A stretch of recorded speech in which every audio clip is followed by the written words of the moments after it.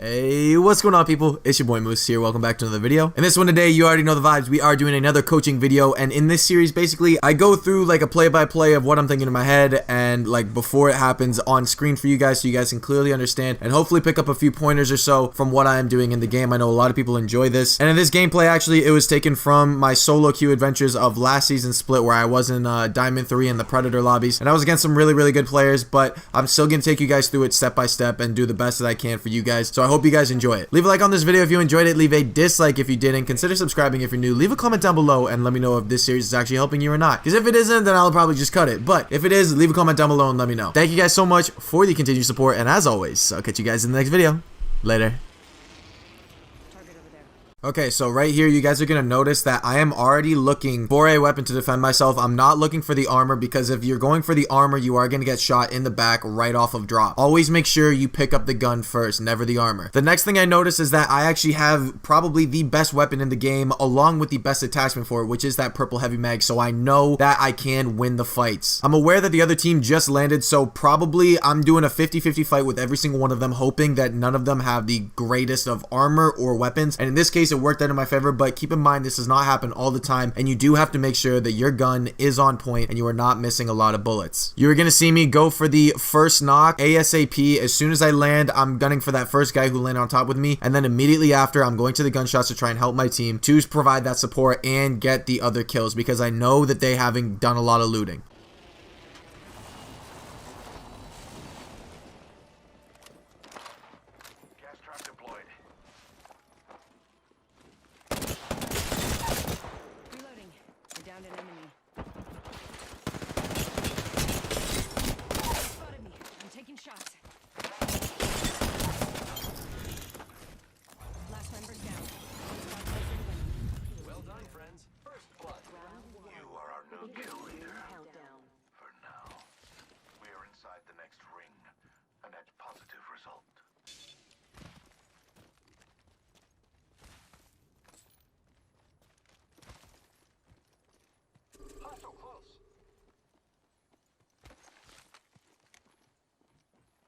Coming up to this fight, I noticed that my teammate has pinged them out, but what I'm going to do is I'm going to wait and take my time and just basically see and try and do my best to hear where everybody is before I actually go rushing into it. And you guys are going to notice that the only time that I really push is when my team starts making noise, because I want to try and get them on a flank. I want to try and find somebody who might be split from their team. I also just want to get a different angle, because if I go at them head on, there is a 100% chance I'm going to die, especially at these levels. So once the teammates start moving and they're up with me and they start making noise, you guys are going to see me push to the left, and you're going to see me slide jump around the barrier. Now what that's going to do is, unfortunately, my teammate went down in this process, but I was able to take a trade with the Wraith, and that is what we were looking for in the team fights. We are looking for that, and unfortunately for my teammate, he got the tail end of it, which is bad for him, but in my case, I ended up getting that trade, which is good for the team in general. So after I take out the Wraith, I noticed that it's just a lifeline and a Pathfinder left, and I'm hoping the armor that my teammate and I have are actually better, which in this case it was. If we didn't, I wouldn't have pushed so crazy, but the reason why I pushed is because I knew I had my teammate on my backside giving me that support that I needed, and he could get some shots on him and distract maybe one, which ended up being the case, and they shot at him rather than me for the most part, because if I got team shot there, I 100% would have died. So my teammate played a vital role by backing me up in that situation. We were able to get a team fire off on both of these guys, which inevitably led to us winning this fight.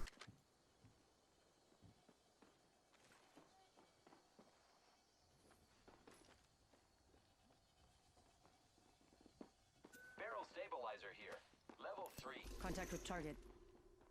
Understood. Frag out. Another variable for the land base. Gas trap. I am down. Enemy. I'm taking shots. Reloading.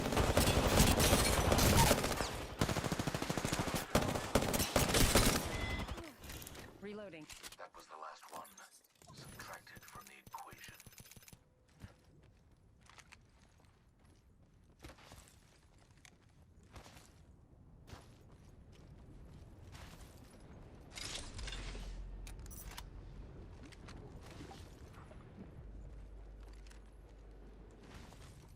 So in this next fight, you guys are going to notice I am going to take a quick look to the left, and as soon as I hear something, I immediately try to get shots to see and identify what kind of armor they have. After I've identified that we actually have the armor advantage completely, I'm going to make a portal right for the building because I know that it's going to be a battle to get high ground, because whoever has that high ground will end up winning that fight. Nobody wants to be playing low ground in this situation, especially when we are out in the open. So I know from experience that a lot of people are going to rotate to this building, and I know from experience that getting the high ground is going to be vital in this situation. So once I get the high ground here, I'm going to drop my portal and wait for my teammate to come up, and then we are just going to casually go through this team and pick them apart one by one by going from level to level, starting up at the top because the Wraith contestant had the exact same idea as me, and then I ended up winning that. We ended up trading that, and then from there we just went, like I said, from level to level, sweeping through the bottom and eliminating this team.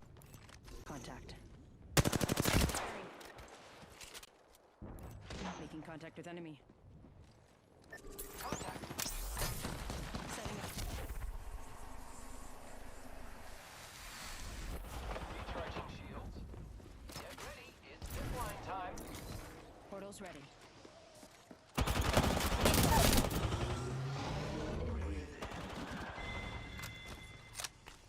All things die. Independent variable added.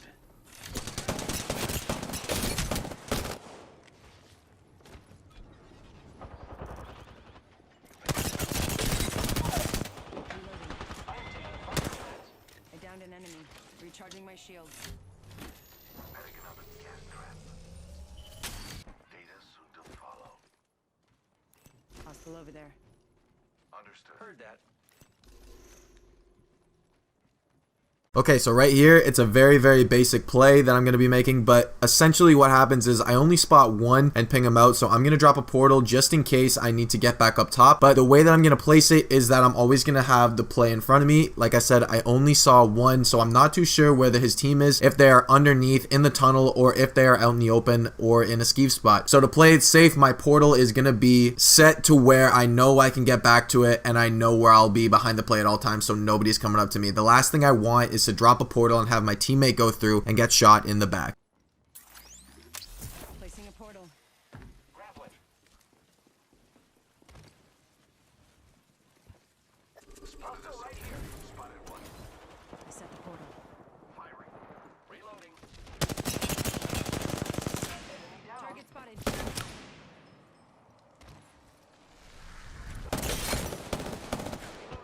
Reloading.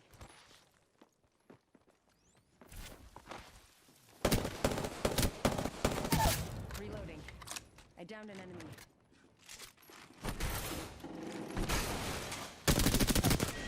Reloading. Beware. I've added a variable. Trap set and waiting. Another variable for the lab rats. Shield battery here. Coming in on this play, you guys are going to notice that I have spotted out a completely new team, which is to be expected. People are going for third parties. There is still 11 squads up, 12 squads up. But I'm going to peek down low first just to make sure that nobody is caught out in the solo. And once I notice that there is a solo crypto down there and there's somebody up top shooting at my teammates, I'm going to focus the guy who is up top, because if he is focused on my teammates, he is not prepared for me to crawl up on him. That means I can get easy shots and potentially no damage to myself, so I am prepared even if it is a 1v2 that I am pushing into, which happens to be the case, which leaves me with a one-on-one versus a Wraith, because obviously, for obvious reasons, the Gibraltar is going to go down. With that being said, it is now turned into a 2v1 with my teammates pushing in, and I know exactly where this Wraith is going to be, and I still know that the crypto is down low, and I already got some shots on him, so he is probably done healing and is pushing back up or chasing me because he saw me going up on the Gibraltar. Now, this has already turned into a 2v3 situation, so I'm feeling very, very confident, so I am not going to heal at all, and I'm not going to back out of this because I know my teammates have just set a zipline and are pushing up right beside me. Hostile close. Copy that.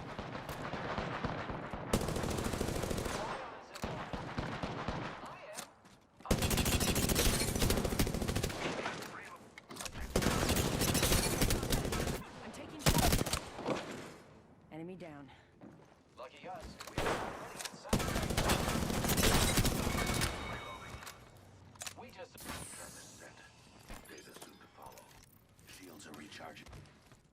Contact with hostile. Understood.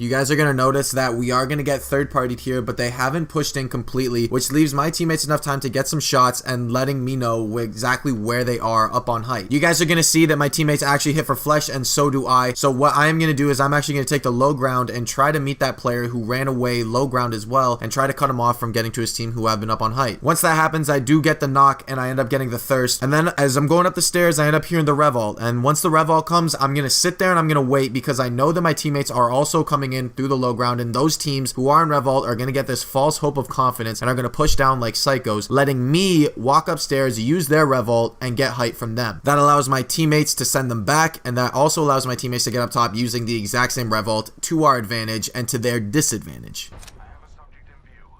Look out, grenade. Shields. Enemy down. Reloading.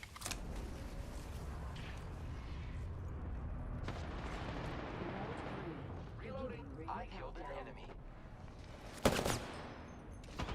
I'm taking fire, friends.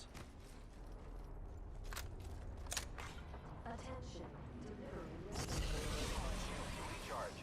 Replicator incoming, friends.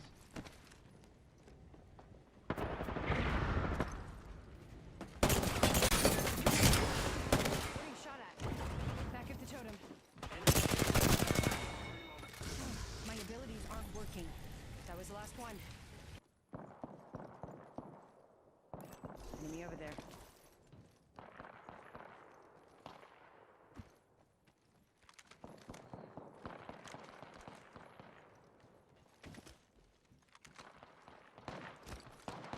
Hostile spot. So right here, what is going to happen is I am going to try and get in on this fight because they are actually currently occupied with another team. What I did not account for is a Revenant who was split from his team, but I ended up getting, but you're going to see what happens. Now, the reason why I ended up dropping on this Revenant after I got him to absolute 1 is because if I stayed up there, I was going to be the focus of a double G7 scout, and I knew that I had some cover down low, so I was able to give up that high ground. When the Wraith portal's down to try and get this Revenant, I am immediately going to try and go for the Thirst to no avail, which is unfortunate, but you guys will also notice that I am not going to take the portal. I am actually going to take the zipline to go and recontest this. And the reason why I recontest it so fast is because both of my teammates are now up on height with me. And while they're up on height, I hear that my teammate has actually dropped a zipline. So even if I go up there, I know I'm not looking for the wipe here. What I'm looking for is to get enough damage for the trade, and I'm sacrificing myself so we can win the fight. I don't want them to get the res. So by letting them get the trade off on me, I allow my teammates to come in and clean it up. Unfortunately, there was a random Revenant third party, but my teammates ended up dealing with that in the process, which was really, really good. So kudos to them.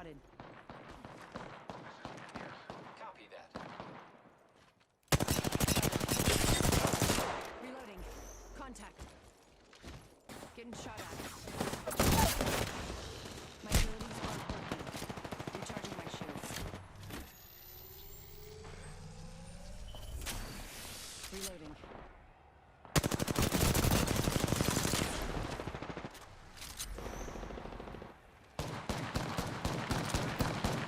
Zipline.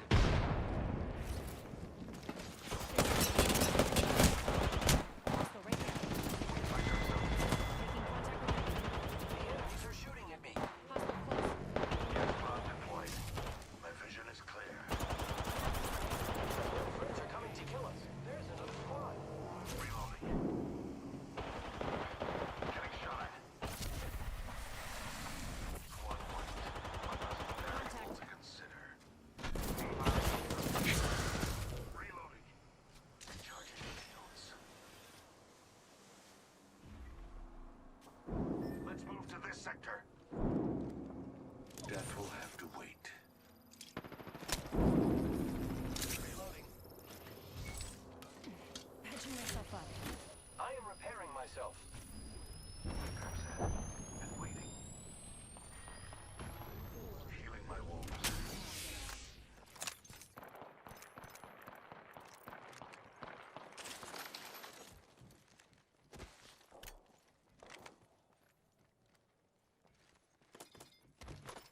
Shield battery here.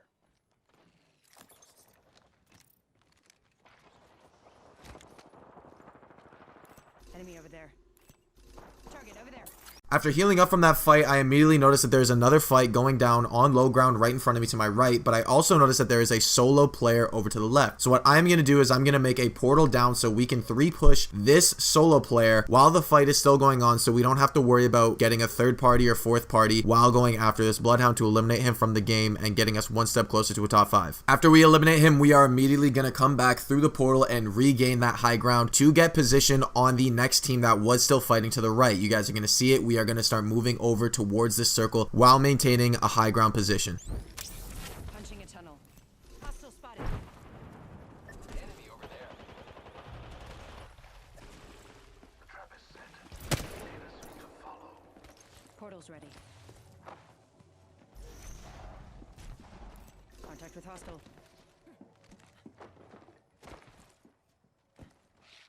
You're in a hot zone. Contact with hostile. Opening fire on the enemy. Variable. We're in close proximity. Shields are recharging. Portal here.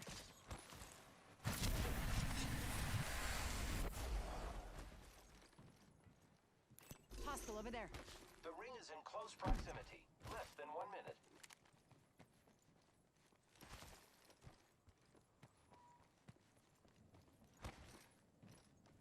Hostile spotted. So here's where things start to get a little bit tricky and complex with my thought process. So as I am rotating over, I obviously notice that the full team that was fighting on low is now contesting for this high ground. And the one thing that I want to make sure is that we do not lose the height. Once you lose the height, you are subjected to probably team fires from multiple teams that are probably holding different angles on height as well as a team that's probably already down low contesting the building. So I'm going to do my best to hold my ground and hold off this lifeline until my teammates are able to come in. And once I get the knock on the lifeline, I am confident that I can continue to push forward because I know my team is literally right behind me. And that is why I want to stress this enough. You have to be very, very confident in your gun skill. And if you are not confident in your gun skill, just wait for your team, back up a little bit. I did not, because obviously I'm a very confident player and an aggressive player. That's why I was able to hold my ground and stay there. But if you are not, I cannot stress this enough. Do not push like I did. The only reason why I did is because I know I'm able to play the doorways well. I know my movement is better, and I already had shots on the lifeline prior to. If I didn't and I took damage first, I 100% would have backed off. But if you are not confident, I cannot stress this enough. Like I said, do not push this, wait for your teammates. But you still want to contest that high ground at the same time. That's why it's a little bit complex. If you are not confident and you are one of those players that would have backed off in this situation, what I want to stress to you guys is if you guys do back off, make sure you get behind some cover or get a head glitch so you can still contest that fight. Because like I said before, you really do not want to lose the high ground, especially in this situation when the ring is getting small.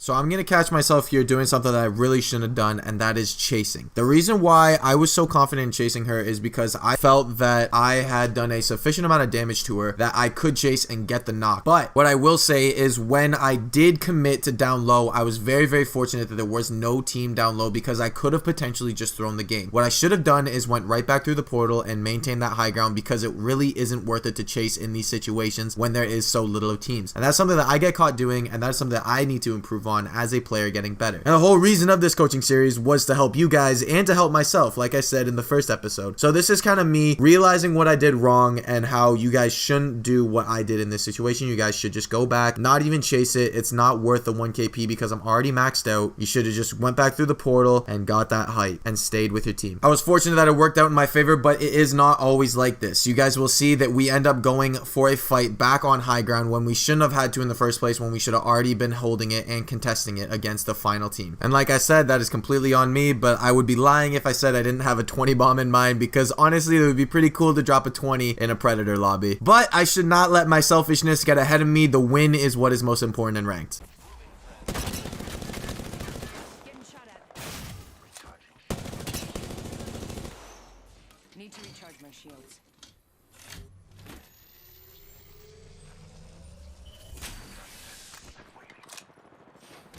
Reloading. Reloading. Hostile spotted.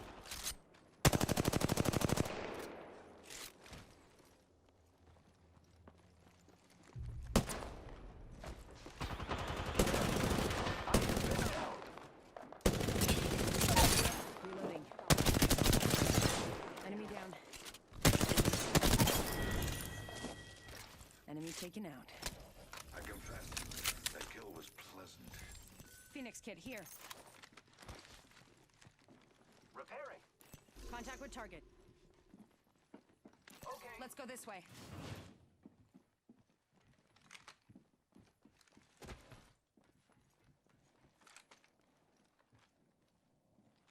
Gas trap deployed. Deploying variable.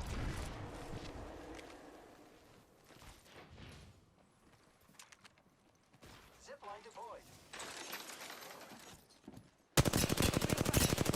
Making contact with enemy. Squad is firing at us. Opening fire on the enemy. Recharging shields. I am taking fire, friends. Reloading. Reloading. Taking damage. Reloading. Freezing.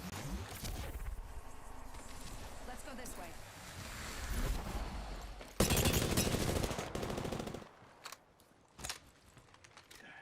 Administering medical aid.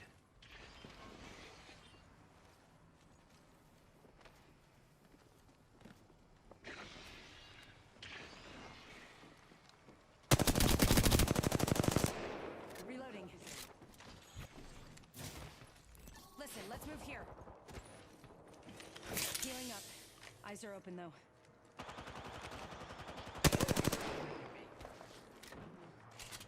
Beware.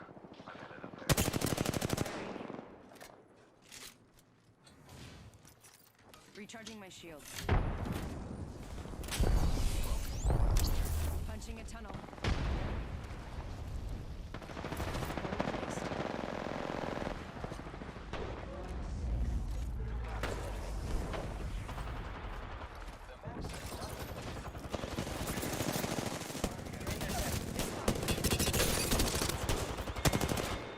Reloading. We killed the last. Healing my wounds. Making contact with enemy. Thermite grenade out. Fire. Whole squad down. Now we can loot them. Contact with target. Yes. Contact. Okay.